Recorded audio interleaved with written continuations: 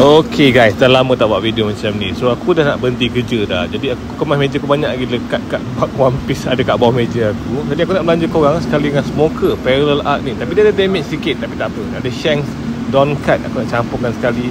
Dan belanja siapa yang dapat claim box ni dekat area Publica lah. Kalau kau biasa kat area Jalan Tuta, kau tahu Publica dekat mana.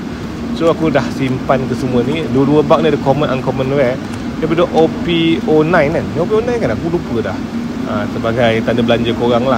So lama tak buat video ni. Hopefully korang akan enjoy. Kita jalan-jalan turun bawah office aku, pergi cari pot macam biasa, iaitu buku hub.